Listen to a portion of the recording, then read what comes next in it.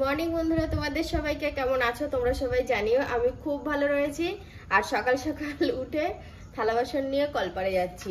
রুটি আমি এই করি, এখন ডাক্তার দেখানোর প্রয়োজন আছে। আমার শরীরে অন্য সমস্যা একটু হচ্ছে, সেটা নিয়ে ডাক্তার দেখানো প্রয়োজন। হাতটার জন্য ডাক্তার দেখানো প্রয়োজন। তুমি বলছো চোখে তোমার সমস্যা হচ্ছে, সেইটাই ডাক্তার দেখানো প্রয়োজন। এখন যদি ডাক্তার দেখাতে যাই তাহলে অন্তত কমপক্ষে 5,000 টাকা খরচ আছে একবার দেখালে। এগুলো কি করবা? ওগুলো কাচবো। হাতের কি রিস্টে ব্যথা, আবার কাচবা? হাতের রিস্টে ব্যথা হলেও কাচতে হবে। বলো, যেগুলো কাচার সেগুলো ফেলে রাখলে হবে? তবে মনে হচ্ছে আমার চিপতে গিয়ে একটু প্রবলেম হবে, তো তোমাকে থাকতে হবে। তুমি মোটর চালিয়ে দাও। দিও তাহলেই হবে। মোটর চালাও। মোটর সে চালালেও মানে চিপতে আমাকে হবেই। এই চিপতে একটু তোমাকে হবে এরম ভাবে। ও জামা কাপড় বেড়াতে যাবো এখন? ওবেলায় যাবো, ওবেলায় রান্না বান্না করি, থাকবে না চলে আসবা? থাকবো, ওই জন্যই তো ওবেলায় যাবো। এদিকে কাঁচা ধোয়া হয়ে গেল, ভাতও হয়ে গেছে। ভাতটা বসিয়ে দিয়েছিলাম, না হলে রান্নার সে তাড়াহুড়ো লেগে যায়। খুবই হাওয়া দিচ্ছে, মনে হচ্ছে উড়ে উড়ে সব নিয়ে পালিয়ে যাবে। দেখো রুমালটা কাঁচা হয়নি ভালো করে, লিপস্টিকের ছাপ লেগেছে। আমি এই রুমালটা দিয়ে খুব লিপস্টিক মুছি। এটা শুধু আমার লিপস্টিক মোছার জন্যই ব্যবহার হয়, আমার ব্যাগে থাকে। দুটো আছে, তোলো দেখি হাতে করে। তুমি তোলো দু হাতে। এটা এখন সুপাকাম বেড পরিষ্কার হচ্ছে। আর এই তলাটা অনেকদিন ভাবছি, কিন্তু একার দ্বারা তো সম্ভব না। এই উল্টানো, বুঝছো? তাহলে তুমি একাই উল্টো ফেলেছিলে। না, একা পারবো না। তুমি অন্য ঝাঁটা এনেছে, দাঁড়াও, বড় ঝাঁটা। এটাই হবে না, ছাড়ো। তো দেখো কত সুন্দর পরিষ্কার হয়ে গেছে। এই এই মানে সোফার নিচে যে শাপলা পাতাগুলো ঘন ঘন দেখো, আর এই মাঝখানের শাপলা পাতাগুলো একটু ছাড়া ছাড়া। ওদিকটা জলটা বেড়ে গিয়েছে, বুঝেছো? আর এদিকটা জলটা কমে যাচ্ছে, এটা পাহাড়ের দিক। আর ওদিকটা হচ্ছে মাঝ দিক, তার জন্য তাড়াতাড়ি এই গায়ে গায়ে লেগে আছে। হ্যাঁ, পাতাগুলো সব গায়ে গায়ে লাগানো। তো একদম মুছে টুছে পরিষ্কার করে দেওয়া হলো। কিন্তু এখানে আমি অনেকটা সময় দিয়েছি, কিন্তু আবার রান্নার ওদিকে চলে যাব, কারণ এদিকে সময় দিলে রান্নার ওখানে অনেকটা দেরি হয়ে যাবে। এই ঘরটুকুনি মোছা থাকলেও পরে রান্না করে আমি বারান্দা ওই ঘর সব মুছবো। তুমি ততক্ষণ যা যা পরিষ্কার করার করে নাও। পারবা একা? নামাতে পারবো। উঠাতেও পেরেছিলে, আমি একটু ধরলাম তাই। মজায় লাগলো? মজা তো তখন লেগেছিল যখন আমি সিঙ্গেল ভাবে চালাতে গিয়েছি। আদা, বাঁধাকপি আর টমেটো নিলাম। বাঁধাকপিটা নিয়েছি আগামীকালের জন্য, নিরামিষ খাবো কালকে, ওই জন্য। এই যে এটা ফ্রিজে রেখে দেবো।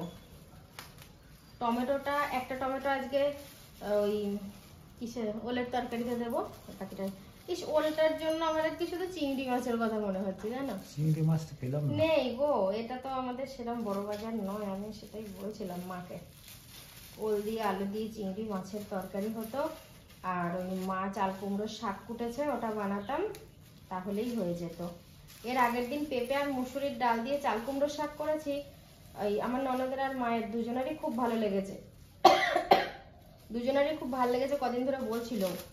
তো অল্প একটু পেঁপে রয়েছে, একটু মসুরির ডাল দিয়ে ভাবছি ওটা করব। একটু মসুরির ডাল এনে দিও তো। আমার মাসের সব কিছু বাড়ন্ত, লবণ টবণ কালকে নিয়ে আসবো কালকে। আচ্ছা গিন্নি, হ্যাঁ এতক্ষণ তো রান্না নিয়ে খুব চিন্তা ছিল, টেনশনে ছিলাম। হ্যাঁ, তাই চিংড়ি মাছ ছাড়া কি অসম্পূর্ণ ছিল তো? একদম। এই চিংড়ি ছাড়া কিন্তু আজকে আমার ওল রান্নাটা অসম্পূর্ণই থাকতো।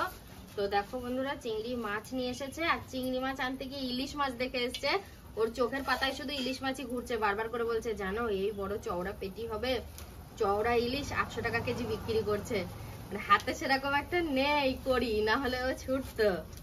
তাও একবার চান্স নিচ্ছে, যাবো এরকম ভাব নিচ্ছে। আমার নাম যাও, ইচ্ছা হলে গিয়ে কিনে নিয়ে আসো। আর এই যে, আচ্ছা ইলিশ উঠলে তো চিংড়ির দাম একটু কমে, বলো? কই কমলো কোথায়? আচ্ছা এটা ছ্যাক করে আওয়াজ হবে, নাকটা তোমরা ধরো। হ্যাঁ, দেখেছো বলতে বলতে। মসুরির ডাল দিয়ে, আলু দিয়ে, পেঁপে দিয়ে, এই যে চাল কুমড়োর শাক, আর একটুখানি মানে শুকনো শুকনো করবো। চিংড়ি মাছটা বেছে নি, ততক্ষণ এখনো মশলা বাটতে হবে। আজকে সবজিওয়ালার কাছ থেকে পেঁয়াজ নিলাম না, কাল পরশু নিরামিষ বলে আমি বললাম যে আজকে পেঁয়াজ নেবো। আমি ভেবেছিলাম আজ পেঁয়াজের তরকারি করব না, তো এই তরকারিটায়, ওলের তরকারিটায় এবার একটু পেঁয়াজ দিতে হবে। প্রকাশ বাবু, তোমার আজকে নিমন্ত্রণ আমার বাড়িতে, হ্যাঁ? কি বলছো? বলে হ্যাঁ, বলে আমার নিমন্ত্রণ লাগে না, আমি তো সব দিনই মানে বাড়ির মানুষের মতো, তাই তো? মামি ঠিকই বলেছে। এই যে রান্না তো হয়েই গেছে, আর এই জামা কাপড় তুলে সব এখন ঘরে রাখবো। এখন আর গুছিয়ে রাখবো না, পরে গুছিয়ে রাখবো। তো এখনো বেশ কিছু কাজ আছে, সেগুলো সেরে তারপরে স্নান করে তারপরে খাওয়া দাওয়া। বেশ কিছুক্ষণ আগে খাওয়া দাওয়া করলাম, খাওয়া দাওয়া করে এই মিনিট 20 হয়তো ঘরের মতো রেস্ট নিয়েছি। রেস্ট নিয়ে বাইরে বেরিয়ে আসলাম। বাইরে বেরিয়ে এসে দেখি কিনা আকাশে প্রচুর মেঘ করেছে, বৃষ্টি মনে হচ্ছে যে কোনো মুহূর্তে নামতে পারে। তা আমি উঠে এলাম ছাদে। ছাদে দেখলাম কিছু মেলা আছে কিনা। এসে দেখি কিনা একটা পাটি আছে, একটা নাইটি আছে, একটা রুমাল আছে, এছাড়া কিছু নেই। আর বৃষ্টি আরম্ভ হয়ে গেছে। আর বেরিয়ে টেরিয়ে আসার পরে আমার যে পরিমাণে যা ঠান্ডা লেগেছে, আমার তো 12 মাসই ঠান্ডার ধাত আছে, তা কথা বলতেও খুব একটা ভালো লাগছে না, মানে কথা বলতে গিয়েও কষ্ট হচ্ছে খুব। তা মনে করছি দুটো ট্যাবলেট খাবো। আবার সাথীরও তাই, ও আজকে আমাকে দুপুরবেলা বলছে কিনা আমার শরীরটা ঝিমঝিম করছে। তা মনে করছি ওকে একটু নিয়ে গিয়ে প্রেশারটা মাপিয়ে নিয়ে আসবো, প্রেশারেও গন্ডগোল হতে পারে। তা যাই হোক, নিচে যাব, নিচে গিয়ে এখন দেখি। ও তো ঘুমাচ্ছে, মানে ও ঘুমিয়ে আছে, ওর শরীরটা খুব একটা ভালো যাচ্ছে না। আর এটা গুটিয়ে নিয়ে যায়, এটা কিন্তু কতদিন ধরে ফিরছে তার নেই ঠিক, এই পাটিটা গুটিয়ে নিয়ে নিচে যায়। নিচে গিয়ে বৃষ্টিটা যদি হয় তো ভালো, আর না হলে ওকে একটু নিয়ে যাবো প্রেশারটা মাপিয়ে আনতে। গুড ইভিনিং সবাইকে। ঘুমিয়েছি বেশ ভালোই অনেকক্ষণ, উঠে সন্ধ্যে টন্ধে দিলাম। এবার যাচ্ছি একটু ডাক্তারখানায় প্রেশার মাপাতে।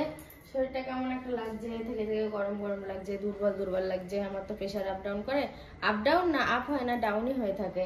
তো একবার যাই প্রেশারটা চেক করে আসি। অভ্যাসবশত ঘড়ির দিকে তাকাচ্ছি, জানো তো কিছু কেনাকাটা করার আছে। দেখি ওই যেই বেরোবো কেনাকাটা আগে করব, আগে একটা ঘড়ি কিনবো, এটা সব থেকে বেশি প্রয়োজন। সবসময় ওই ফোনটা অন করে করে মানে ঘড়ি দেখা সম্ভব না, লাইটগুলো অফ করে দিয়ে যাই।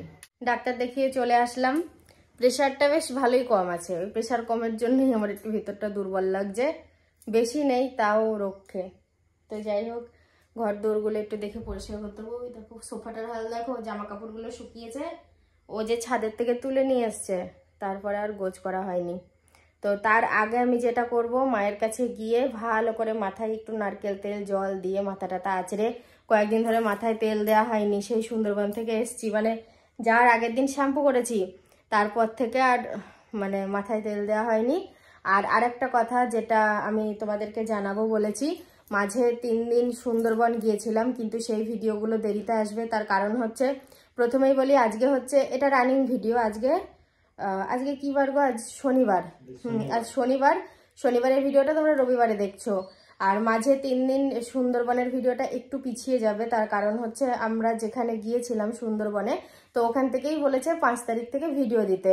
তো ওই জন্য আর কি এখন ডেলি ভিডিওটা পাচ্ছ, আর 5 তারিখ থেকে 8 তারিখ পর্যন্ত সুন্দরবনের ভিডিও পাবে। এই জন্যই মানে ভিডিওটা একটু দেরি করে আসছে। তোমরা কমেন্টও করেছো দেখলাম, ওই জন্য তোমাদেরকে জানালাম। সায়ন ট্রফি জিতেছে, দেখেছো কত বড়, যাক ভাল লাগছে। আজকে তো সবাই তোর মুখ দেখেই নিল তাহলে।